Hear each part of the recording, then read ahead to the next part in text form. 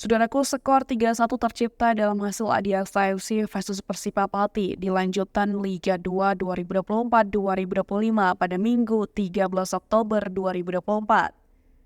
Adiaksa FC dan Persipa Pati di Liga 2 2024-2025 terlaksana di Stadion Kebugiro, Boyolali. Tim tuan rumah berhasil memenangkan laga berkat gol yang dicetak Alexa di menit ke-21, Sehabudin di 78, dan De Mustaini di menit ke-82 penalti. Sedangkan tim tamu Persipa Pati hanya mampu mencetak gol melalui Long Jesong di menit ke-53. Kedua tim sempat berbalas penalti di laga kali ini. Gol penyama kedudukan Persipa Pati 1-1 dicetak oleh Long Jesong melalui titik penalti pada menit ke-53. Di kubu tuan rumah, pelatih Ade Suhendra memasang trio Arfiansyah, Andrejik, Alexa, dan Dedi Hartono.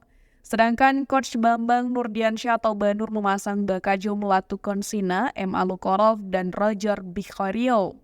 Skor 3-1 ini membawa Adiaksa FC ke peringkat 5 dengan 9 poin. Sedangkan Persipa Pati berada di peringkat ke-8 dengan 5 poin. Berikut update klasemen terbaru Liga 2 usai laga Adiaksa FC versus Persipa Pati. Di posisi pertama ditempati oleh Nusantara United dengan 13 poin. Yang kedua Persijap Jepara 12 poin. Yang ketiga PSM Jogja 11 poin. Yang keempat Bayangkara FC 11 poin. Yang kelima Adiaksa FC 9 poin. Yang keenam Persiku Kudus 7 poin. Yang ketujuh Persekat 6 poin. Yang kedelapan Persipa Pati 5 poin dan yang ke-9 Persika Subang 1 poin.